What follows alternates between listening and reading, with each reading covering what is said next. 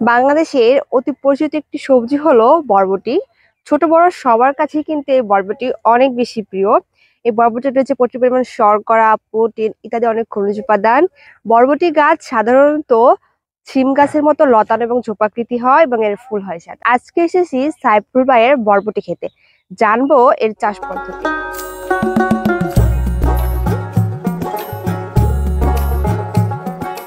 আসসালামু আলাইকুম ভাই। ওয়ালাইকুম আসসালাম। কেমন আছেন আপনি? আল্লাহ রাখছে।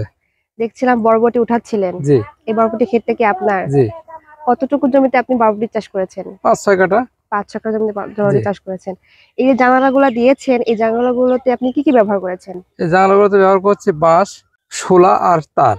আচ্ছা, বরবটি বীজ বপন করার উপযুক্ত সময় কখন? মানে কোন মাসে এই বরবটি বীজটা এটা বপন বিশেষ করা হয়? করে আমরা মাঘ মাসের শেষে বপন করি। মাঘ মাসের শেষের দিকে। আর জি। বরবটি বীজ বপন করার কতদিন পরে ফল পান? এটা 60 দিন।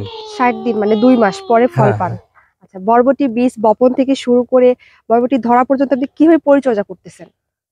এ সারি করে লাগানোর পর সেচ দিছি, সেচ দিয়ে বিচি বের করলে চারা গাছ যখন বড় 2 হাত 3 হাত হয়েছে তখন থেকে জাংলা করছি। কেচি জাংলা বলে। এই কেচি, জাংলাকে হ্যাঁ কেঁচি জাংলা হ্যাঁ, বলা হয়। হচ্ছে কেচি আচ্ছা, জাংলা বলে।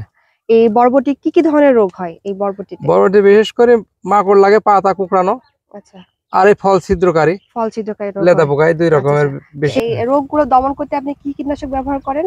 কুকড়ানোর জন্য টোসা, বাস্কেট। টোসা কীটনাশক হ্যাঁ ব্যবহার হ্যাঁ। করেন। আচ্ছা আচ্ছা। এই বরবটি আপনি কিভাবে বাজার প্রক্রিয়া করছেন? মানে পাইকারি বিক্রি করছেন নাকি পাইকারি খুচরা? বিক্রি করছি। পাইকারি বিক্রি হ্যাঁ। করছেন।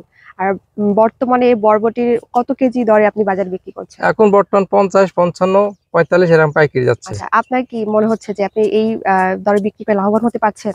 আশা করা যায় যে দাম ভালোই আছে।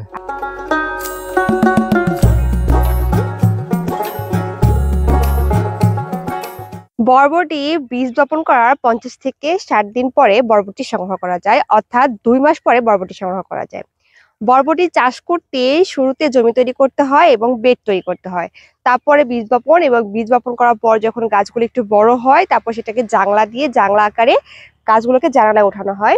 তারপর যখন বরবটিতে ফুল আসে সেই ফুল থেকেই বরবটি হয় এবং সেখান থেকে কৃষকরা বরবটি সংগ্রহ করেন।